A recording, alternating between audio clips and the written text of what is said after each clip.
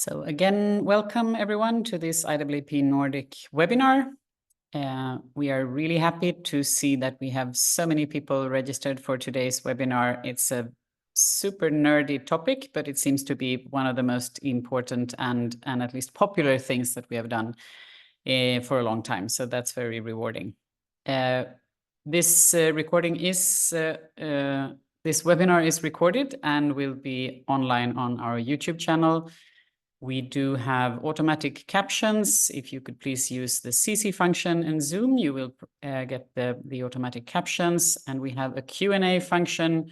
If you would like to pose a question, we will stop a couple of times during the presentations and ask you for questions.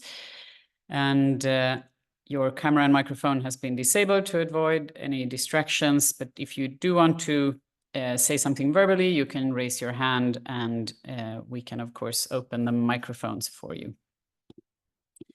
So my name is Susanna Lorin. I am leading the IAAP Nordic chapter, and I'm also a representative to the EU for the International Association of Accessibility Professionals.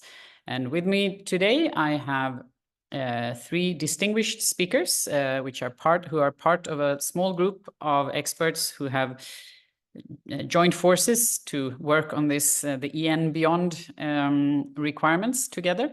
So we have Wilco Fierce, who is the product owner of Axe products in DQ. We have Malin Hammarberg, who is a UX designer and senior accessibility expert at IAAP Nordic and also the Funka Foundation, and Peter Kemin, who is a document specialist, accessibility expert, lawyer, and a lot of other things, with a background in the European Commission, now working for us as well in the Funka Foundation.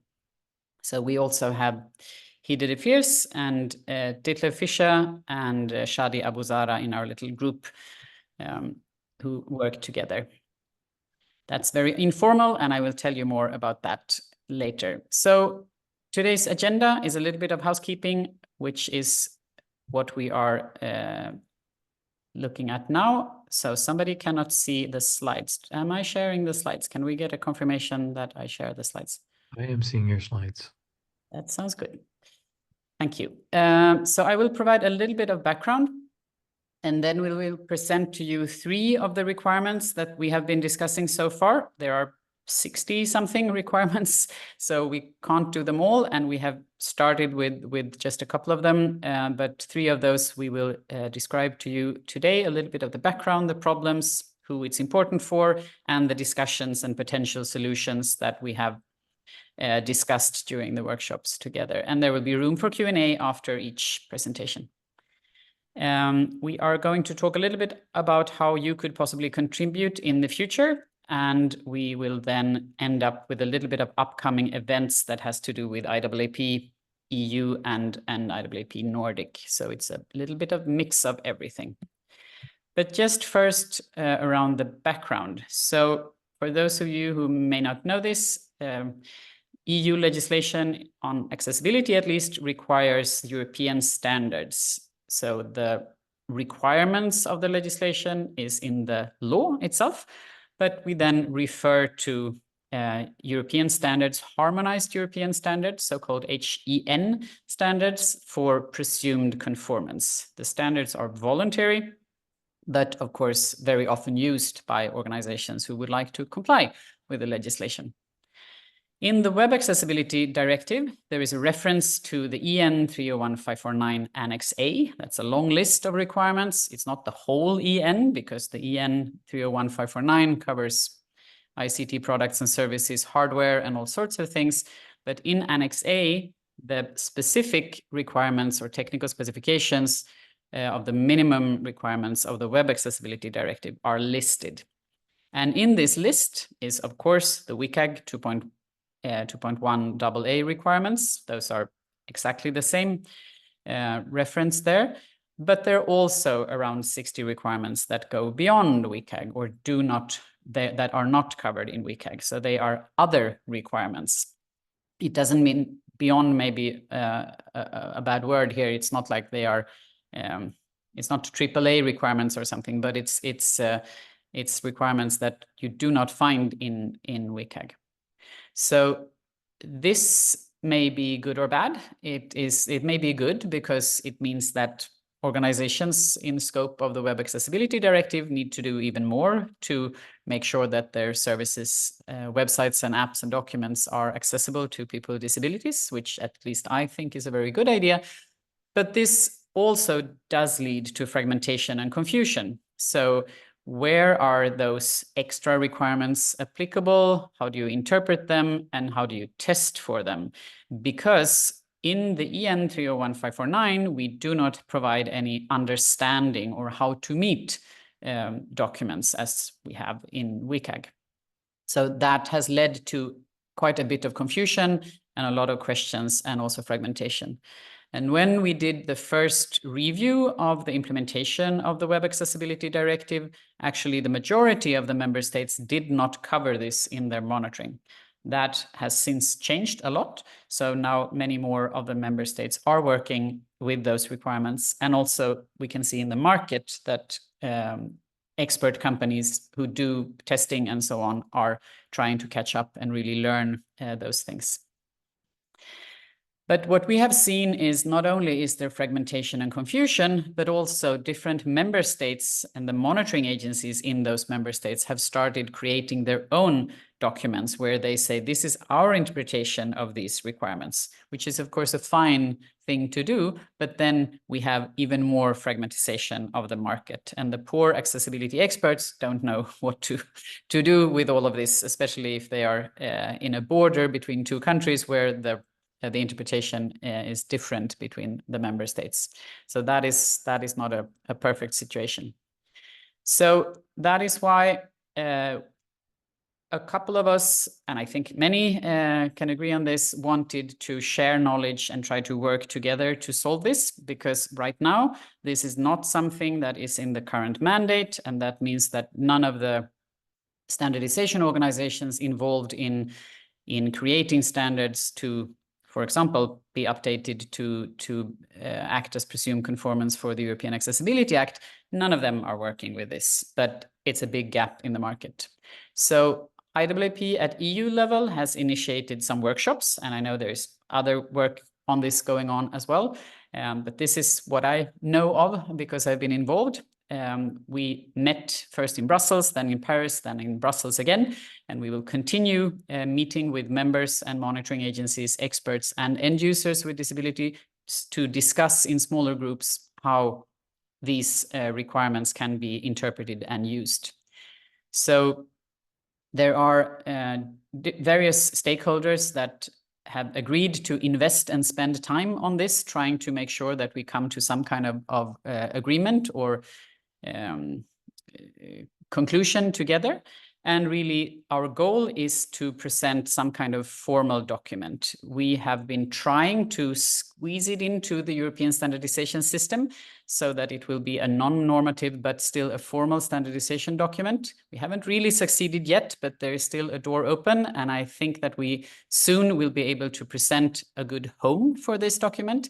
But what we do know and what everyone is agreeing on is that this needs to be open to everyone in HTML and community-based. So no one will take ownership. This will not result in an IAAP EU document that you need to be a member or something to read, or something you need to pay for. Nothing like that at all. Should be open to everyone and community-based. So that is what we have agreed on, and we are really on our way to create something that I think is very useful and very valuable to many stakeholders in this situation.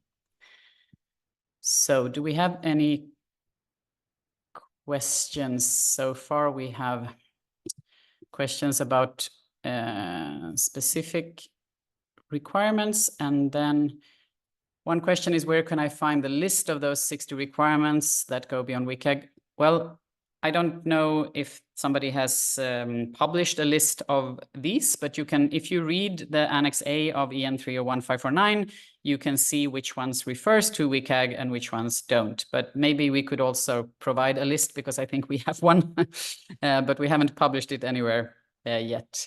So, but it's kind of a way of saying these are not in WCAG.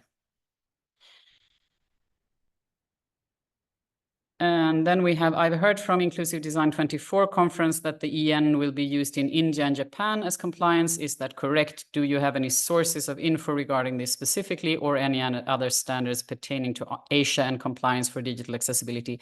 I do not know. I am not an expert in Asian standardization or in Asia at all. But we do know that the EN301549 is spreading across the world. It's now implemented in Kenya, in Australia, in Canada, in Mexico, and so on. So it wouldn't surprise me, but as I'm chairing the joint technical body for e-accessibility, which is the organization kind of responsible for the EN301549, and I do not know if this is happening in Japan or not. I know we have had interest, but I haven't got any separate documentation on that yet, but I'll promise to get back to it as soon as we have any confirmation. So yes, I think we can save the rest of the questions to later on, and I hope we get a lot of questions, but we do have a lot of things to go through. So one question is, do you plan to consider requirements that are only relevant for the Web Accessibility Directive or also the European Accessibility Act? And the answer is that we are currently looking at Annex A of the current version of the EN301549, which is the Web Accessibility Directive relevant requirements. What happens when the EN301549 comes out in the next version and we have the requirements for the European Accessibility Act? That is the next step. And if we are still alive and have energy and time enough to keep on working, I don't see why we wouldn't. But right now, the scope is the current Annex A. So with that, we will present our interim results. And the first speaker today is Wilco, who will speak about 7.3, the user controls for captions and audio descriptions. Please, Wilco. Is it cool? So let's get started. The first requirement we want to look at, as Susanna mentioned, is user controls for captions and audio description. And if we look at the text a little bit in more detail, this is a slight summarization, but this is essentially what this requirement comes down to. It's for video with audio, the controls to activate subtitles and audio description, and I'm abbreviating audio description as AD for the slides here. Again, the controls to activate subtitles and audio description are the same interaction level as the primary controls. So that's essentially the requirement text. So when you have controls for audio description and captions, they have to be essentially at the same level as your play buttons, your pause buttons, your stop buttons, things that you use to control the media itself. These have to be not hidden away in any sort of way in any submenu or behind an extra layer of navigation. They have to be findable. And let's look at why that's so important. There are quite a substantial number of people that benefit from this requirement. First, and potentially the obvious ones are the deaf and hard of hearing community and the blind and low vision people. The people that rely on captions and audio descriptions for accessibility. Without captions and audio description, this media wouldn't be accessible, so they need to be able to find these controls. But it's actually significantly broader than that. This captions is also very useful for people who aren't necessarily fluent in the language that is being used in the videos. You may think of somebody who's learning a language. You may think of people in the video maybe using an accent somebody's not familiar with. There's lots of scenarios like that where captions are useful to people, and the reality is that captions are being used far more by people who aren't necessarily deaf or hard of hearing than by people who are. So captions are really, really useful accessibility control, and they're used by lots and lots of people. There's also the situational accessibility needs, and this is where the ease of accessibility becomes especially important. You can think of people who are not able to hear the video, perhaps because they're in a noisy environment, perhaps because they're in an environment that's quiet and they need to keep it quiet. Like, I don't know, there might be a baby sleeping in the other room and they don't want the video sound to be all the way up. So they might want captions for that. There's also the scenario where people can't see the screen. Maybe they're doing something else. They're listening to the news while they're cooking.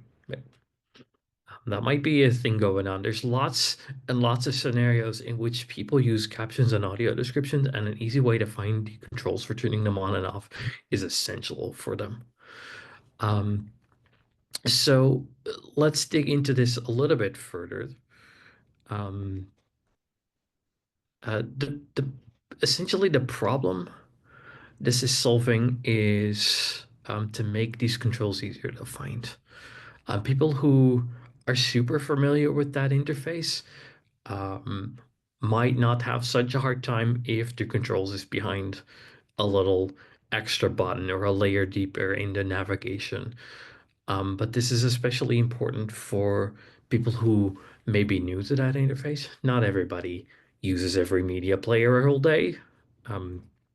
YouTube is probably used a ton, but somebody who's first time user of YouTube, and there's lots of those still, aren't necessarily going to know how to find these controls. There are also people that have difficulty learning new interfaces. So an interface may have changed or may have updated, or they've never seen this interface before, or not commonly enough that they've learned how to use this interface. So an easy access, a control that's at the same level of interaction as the primary controls, your pause, play, stop buttons, is very important for them. And just generally, it's not good to assume when you've got a media player that everybody is very familiar with them. People who don't use captions a lot, especially those in the situational thing scenario where sometimes you just needed the captions, but you're not using them a lot, might not know how to find those accessibility features. So having them at a quick, easy place to find is very important for them too. But in looking at these requirements, there are a lot of details missing. There's a lot of nuance to this, what this language exactly means, that I think an understanding or an explainer document is really needed. So some of the questions that have come up to me in looking at this is, first up, do those controls need to be in the same interface? Your audio description, your closed captions button, do they need to be in the same interface as the pause or play button, or can it be in a different interface but the same level of maybe button presses away? And to me, that seems like a yes, they do need to be in the same interface, the same level. This is one of those open questions, but I think where an explainer document can really help is to help define that. This yes, same level means same kind of place. It's not totally off in a different menu. It's just the same level of button presses to get to it. It has to be at the same space, essentially. Another question there. Does it mean the same number of button presses to what, which I would say probably not. It's the same level isn't necessarily the same number of interactions. But this is sort of an open question that we do need to figure out an answer to and get a collective agreement on what that actually means, because you can't have one monitoring agency doing it one way and another monitoring agency doing it another. But for those number of button presses, you can imagine especially something like when you're using a tab interface, when you're tabbing through a user interface, activating one control at a time. one button is always going to be more presses away than another. But as long as it's at an equally findable place, so in that same interface, I would say that's probably sufficient. So it can be more button presses away while still being considered at the same level. Another question there to consider is, does the control need to activate captions or audio description at that level? Or maybe to flip that around is, can you have an expand button that doesn't immediately activate the closed captions, but expands your options into which language to select, maybe what colors to use, maybe what fonts to use, maybe something about the position.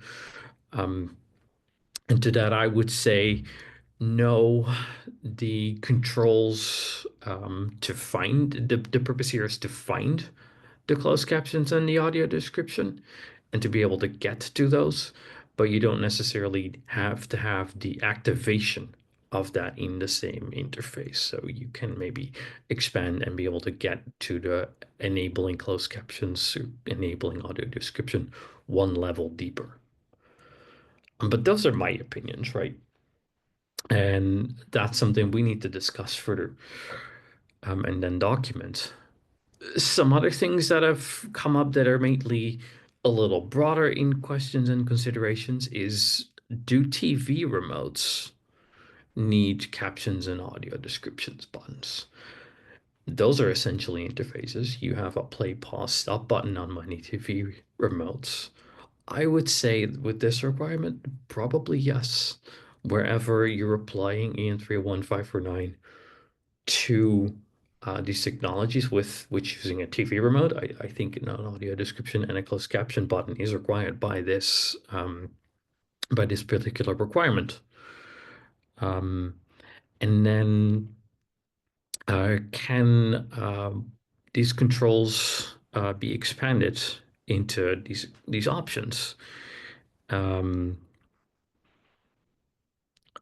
seeing a lot of pings in the. Are there questions coming up? There are questions, yes, but I will let you. Okay. I will let you finish before I ask them. Right. This is more in the, can you expand and collapse these things? I think no, being able to place controls in a deeper level of interface, I would say that's probably not part of that. And I think that's where I want to stop for questions. Okay, thank you very much. So we have questions from the audience and actually people who are raising their hands. So I'm going to give the floor to Linnea. You have to activate your microphone to be able to speak.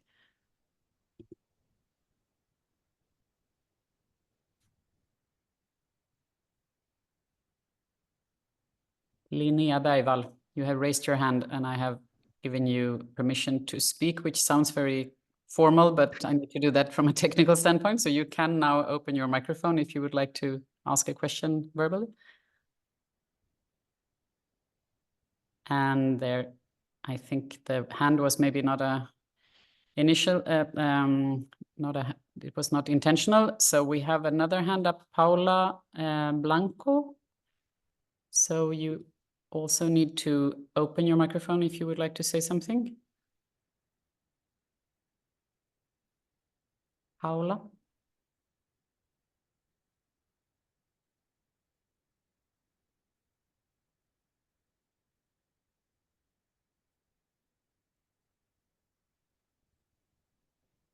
No, maybe not. Well, Paula Blanco, if you would like to say something, you can now open your microphone if you would like to. So we have, yeah, no problem. This is also accessibility, pushing buttons by mistake. That's what we do. So we have also written questions here. Is there a standardized icon for audio description? I think the slide had one. That's the one I'm commonly seeing. I don't know that it's part of a formal standard, but the same AD letters in a little box is that's fairly commonly used for that, in the same way that you've got your CC for closed captions. Yes, And aren't these usability design issues rather than pure accessibility? Is another question we got. I would say no, especially when it comes to learning new interfaces. Those are challenging, especially challenging for people with learning disabilities, with cognitive impairments. Being able to find important information, especially accessibility related information, is an accessibility requirement.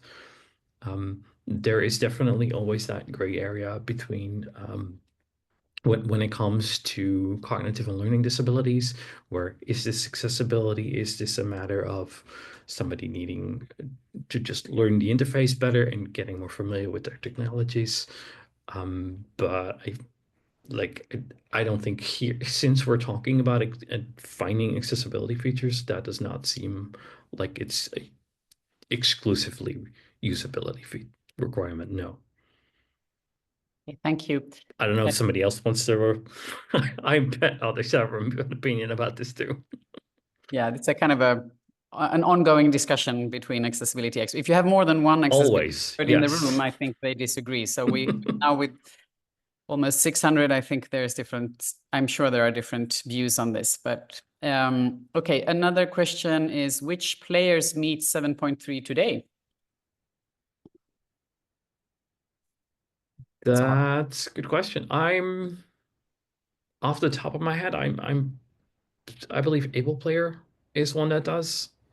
One of the ones that definitely doesn't is the YouTube player, which doesn't seem to have audio description controls to begin with, which is probably a significant issue there. But Able Player is certainly one that I believe is capable of doing that. Most of the browsers built in video players, like the native HTML video players, also have their closed captions and their audio description button in at the same level of the play, pause, stop buttons. Okay, thank you. And I would also add that before we know exactly how to test for the requirement and exactly what it covers, that is a really hard question to respond to as well, because we could disagree between different experts and monitoring agencies. But that's one of the reasons we need this document. So we have 1 minute to go, and I will give the floor to Mark Haunschild. If you would like to say something, you now have the opportunity to open your microphone. Yeah, thank you very much, Susanna. I wanted to add to the UX accessibility discussion. What bothers me a little bit is that it's quite exclusive for this one demand, that audio description or subtitles are can be switched on, because we don't have this demands for other things, like, for example, bypass blocks, where we can use headings as a sufficient technique, which is can be nearly used for nobody except people with a screen reader, because no user agent gives any user the possibility to use headings as a navigation mechanism. But here we say have explicit success criterion demanding that this one accessibility feature must be placed prominent. And this is a little bit strange to me, feeling strange.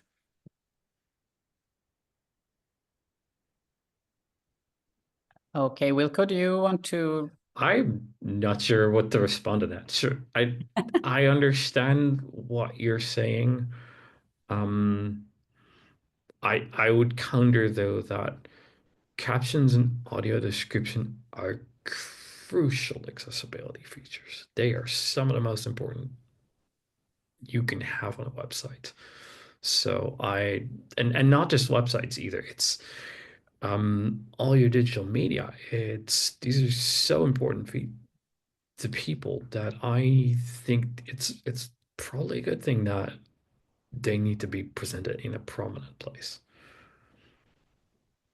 Okay, thank you. Very good. And Mark, please join our next workshop and we can have a longer discussion on that. Thank you, Wilco. We will now move on to the next requirement, which is 11.7 on user preferences. And it's Malin Hammarberg who's going to talk about this, one of the favorite requirements. Yes, it's my top favorite one. I'm a UX designer, so of course we should listen to the user preferences. And this requirement actually says that we should respect the user settings and that apps and websites must listen to the user preferences. So the settings the user sets should be shown in the website or in the app. It also actually says that it should be shown in the documents, but I will come to this a bit later. The user settings can be set in the operating system. So for mobile phones, it's usually set in the operating system or in the browser itself. So like Chrome and Firefox and so on. And the user preferences that are mentioned that we should follow are units of measurements, colors and contrast, font types and size, and focus cursor. And user preferences are, of course, extremely important for a lot of users. I need a new slide, I think. Because all of us have different preferences, we want to, and why we do a setting, it might have different backgrounds. So we might want to tailor a service or product because it's easy for us to use or understand, or when we want it in a specific format, so it's easier and more familiar for us. So we have a better understanding when we have that design or size of the text or font style. But also because it makes it more accessible, and some of the settings are very important for different user groups. So for instance, if we look at mobile phones, we can easily find the statistics thanks to abra.org, what users set and what kind of user setting user sets in their phone. So the most common ones, according to that website, is that 1/3 of all users actually change their font size in the mobile phone, and 1/3 of all users actually prefer dark mode or use dark mode in the phone. So those are two user preferences, and those are probably two of the most common ones, but they have different user groups. So users who want to increase the font size, they might want to increase it because they have low vision, or they might want to increase it because they are elderly, or they might want to increase it because they are younger users, because younger users precisely when they start to read, they like larger fonts, or they might want to change it because they have reading difficulties or some other cognitive disabilities. And if we look at dark mode, one of the groups that we see like to change to dark mode is users who have migraines, because dark modes are easier for the eyes.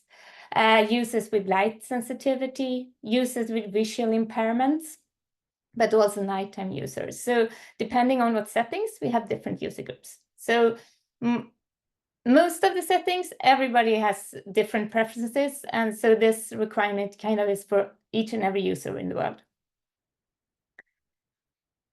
So what's the problem with this requirement? We should listen to the settings, right? It's a no-brainer, but the requirement is written so some issues arise. So it's the possibility to change the font size enough, or should actually the end results be accessible? So how does this requirement relate to the other requirements that are similar to the ones in WCAG?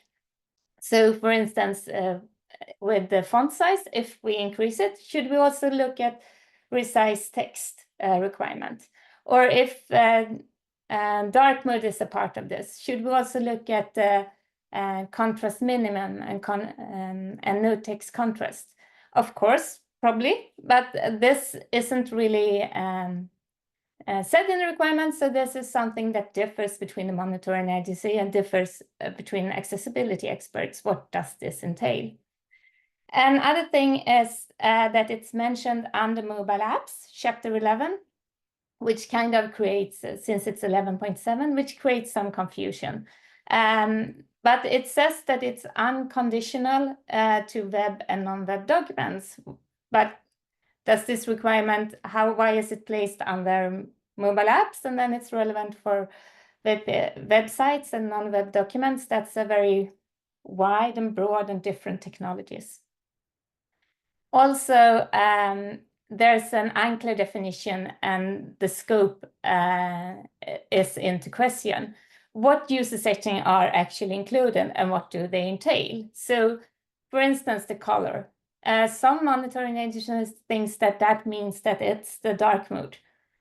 Some does not. So there's a different, because colors and contrast doesn't really say what settings it does. So it's just what each and every one takes out of that. Also, units of measurements is a big one because it's not clear what's included in that one. Also, it differentiates between where the requirement is written in clause 11.7 and in Annex C, which is how to test for a requirement. Because in Annex C, units of measurements isn't changed to languages. And then we have two different terminologies, and that even increases the confusion about this requirement. Also, a lot of the requirements are not possible to user setting requirements are not possible to adjust in the current browsers, and that also increases the confusion. So,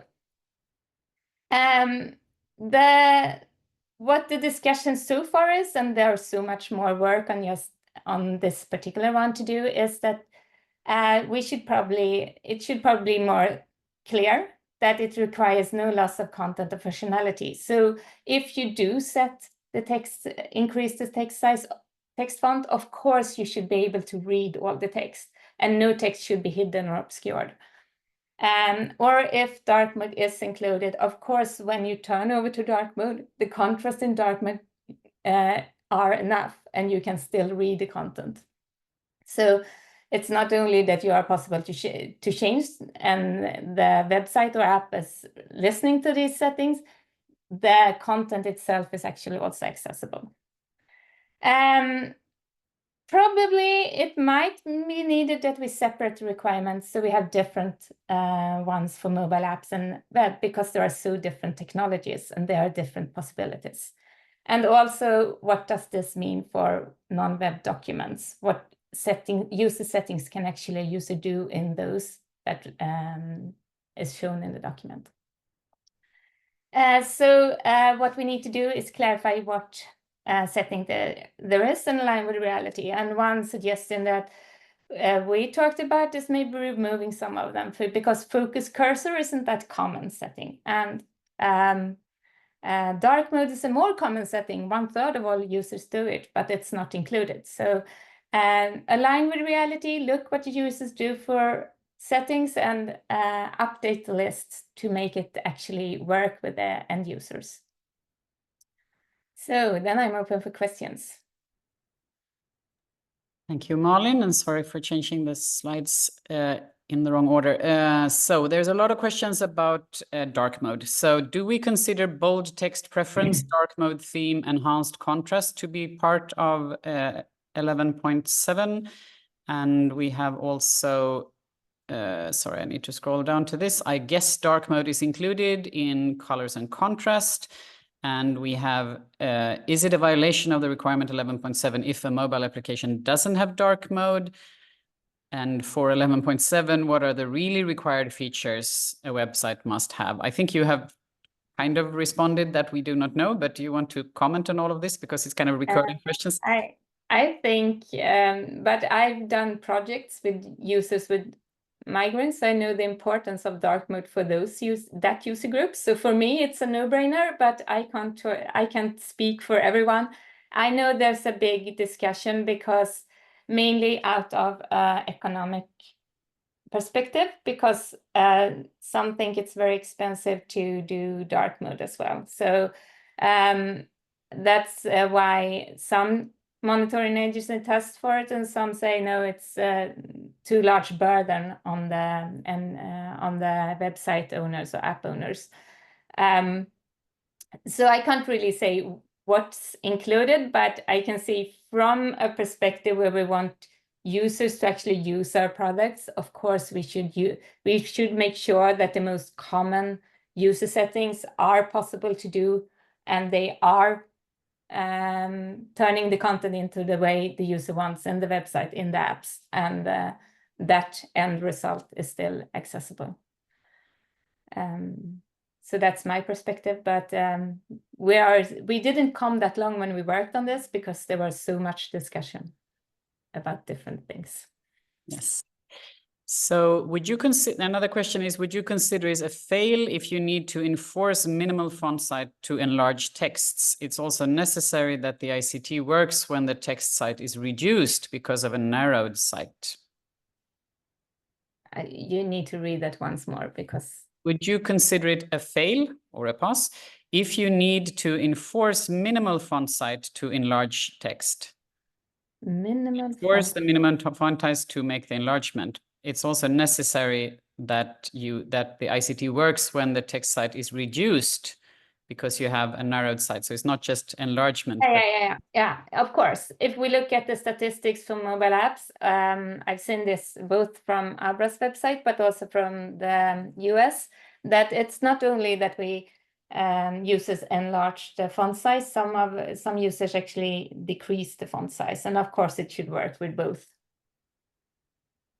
Yes, and we have a couple of questions also on where the statistics came from. Are all of them from the Abra statistics? No, there are actually statistics from the US as well. I do not have that site in my head, but abra.org has really nice statistics on mobile apps, I think. So. Okay, so we can maybe collect links to statistics that we have mentioned today and post it in the those links in the thank you email as well. So, and just general questions. Yes, this recording the link to the recording when it's up on YouTube will be sent to everyone that has registered for the webinar. So that is everyone. Even if you missed something in the beginning or in the end, you will have the opportunity to listen to it again and again and again, as long as the YouTube keeps it updated. And we also have a question around. We had the comment in the chat on the GitLab channel for the EN301549, where there is also discussions on this going on when it comes to the standard.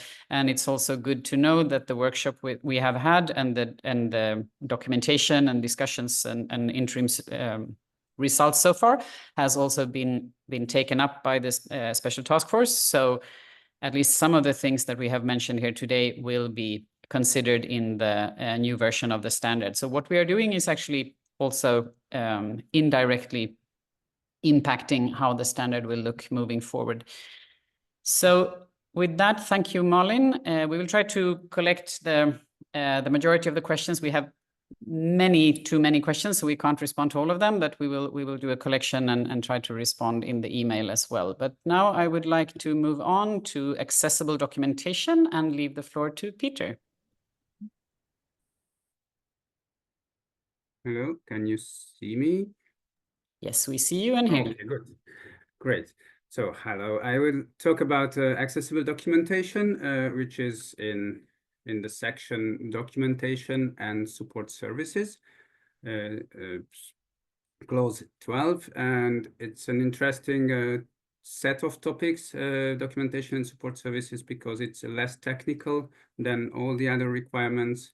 And it's kind of a bit outside of the core of the accessibility of the products and the services, but this is also covered, and it's very important for many users.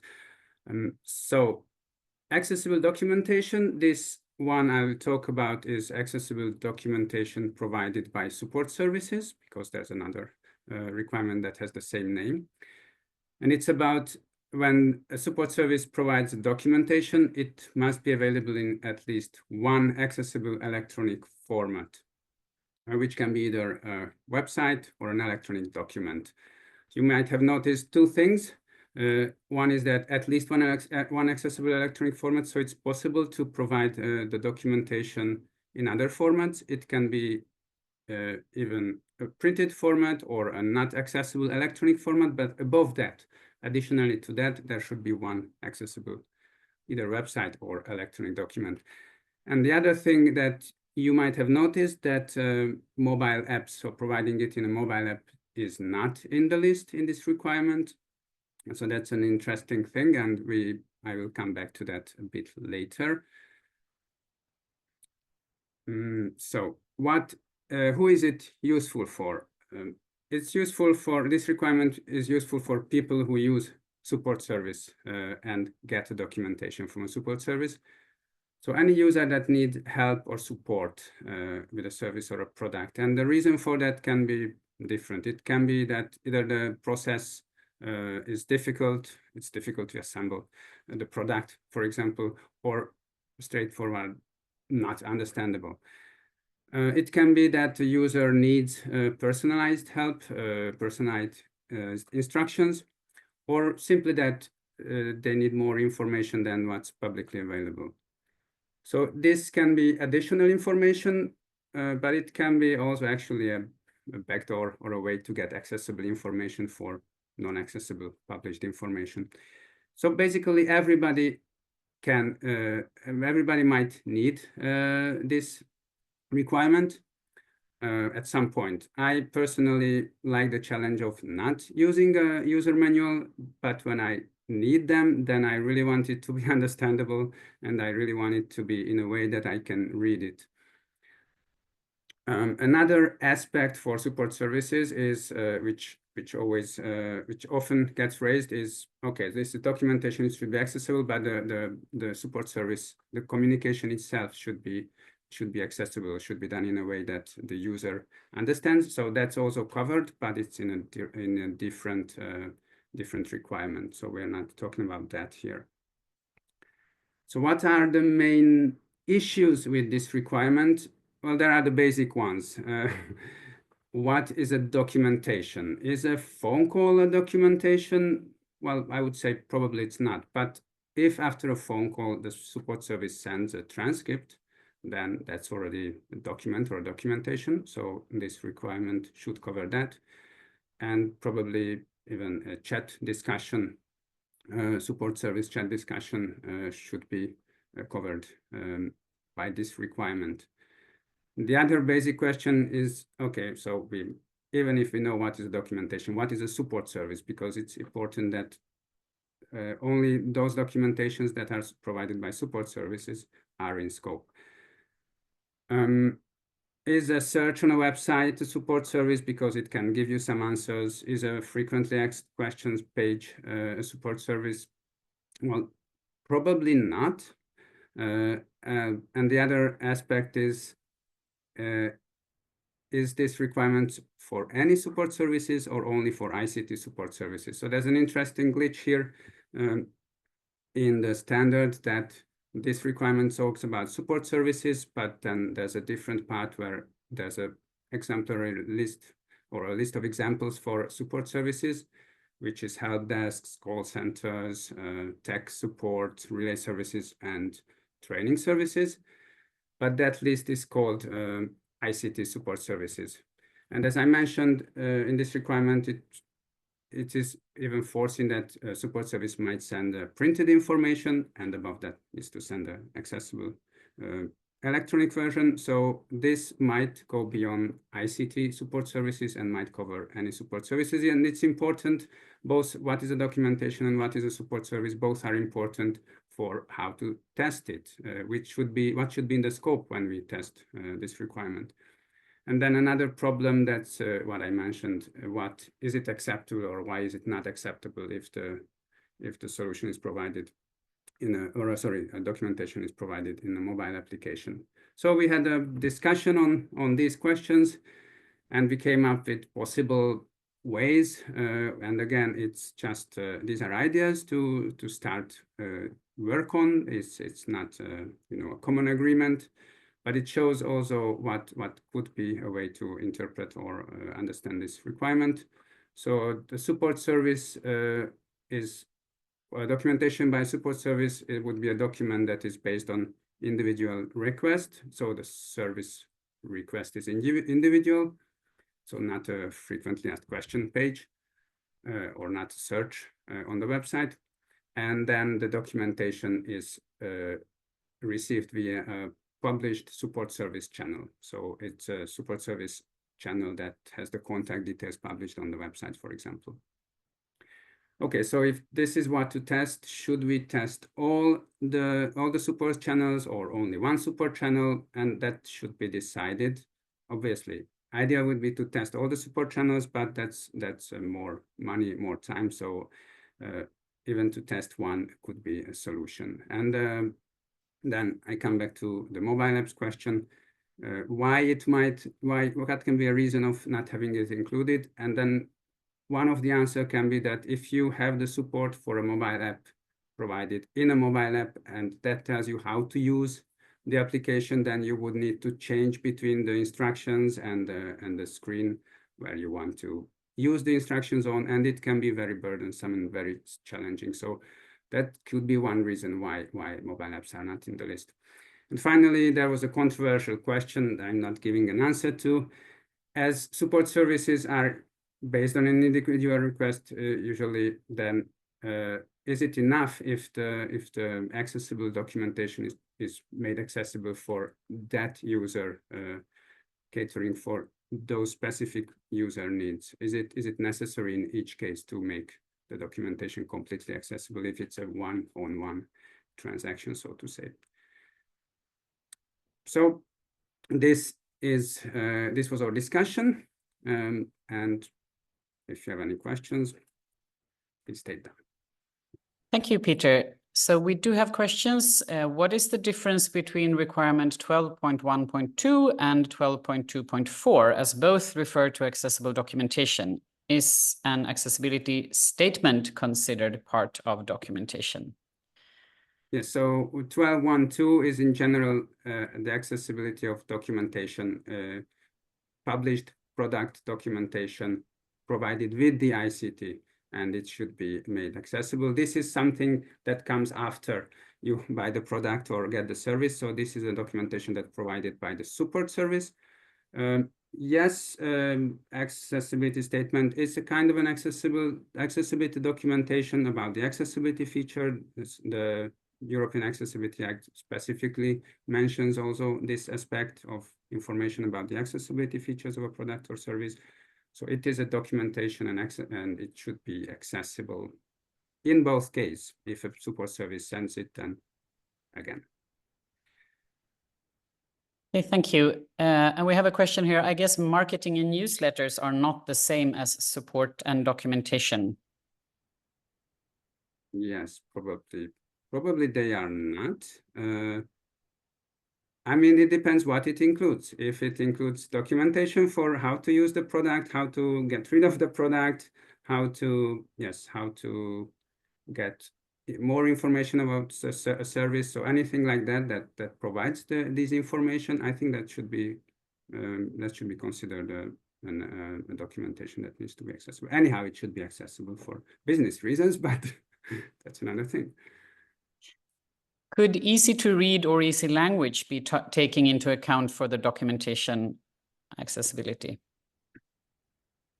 Yeah, it should. Yes, actually, it's interesting. It's specifically mentioned as an alternative documentation that can be provided, but not fully accessible. So an easy to read version, printed version is an accessible. Extra documentation beyond which it's still necessary to provide an accessible electronic format. I think that it's not a requirement in the standard as such to provide easy to read, and please correct me if I'm wrong, but of course, I mean in the standard, but then in the EAA there are requirements that requires that it needs to be understandable, and that's one way to do it. That's also debatable, but but let's leave that. So in some of the Bundesländer in Germany already, easy to read is part of the Web Accessibility Directive. So easy to read is kind of already in the ecosystem of this. So how does Section 1224 address accessibility for complex images like charts and diagrams? And what are the potential consequences of not providing adequate text alternatives as required by 1224 of the EN?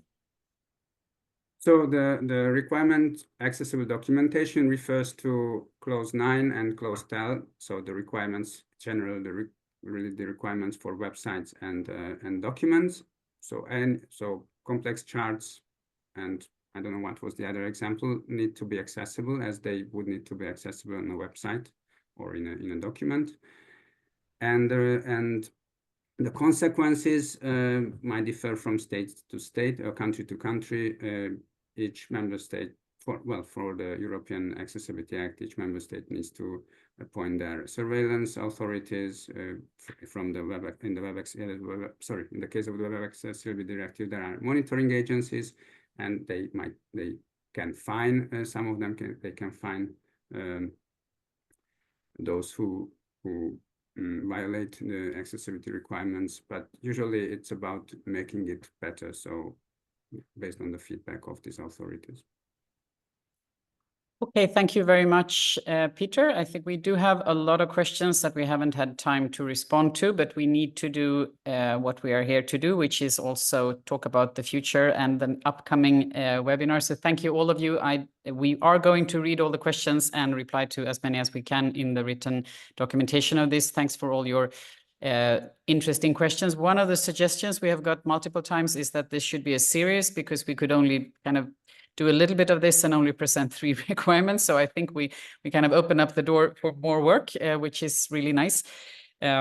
We do not have an online place for this yet, but as soon as we know exactly where the home of the result of this document and work will be, we do have already planned to have a GitLab or similar way where everyone can contribute. And I hope to be able to send out more information about that with the thank you email as well. Otherwise, you're always welcome to the workshops, of course, and follow the work that we are doing in the IAAP community. So I wanted also to say that the next IAAP Nordic event, a hybrid event, is on the 3rd and 4th of February in Helsinki, Finland. So on the 3rd of February, we have a member-only, on-site-only workshop. And on the 4th of February, there is an external hybrid event, and the host of this event is Tietoevry. So please join us in Helsinki or online.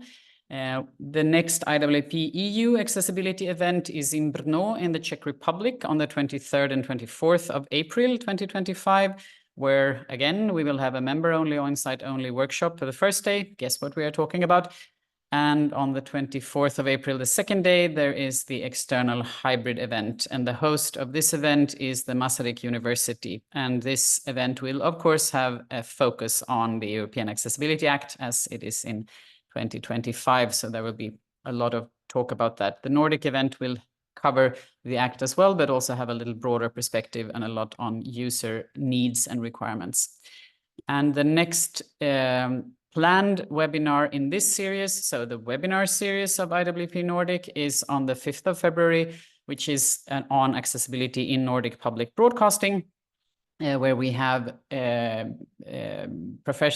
accessibility specialists and professionals from the Norwegian, the Swedish, and the Danish public broadcasters that will discuss how accessibility is supported in the different Nordic countries. So it's like a discussion and a comparison of what we can learn from each other.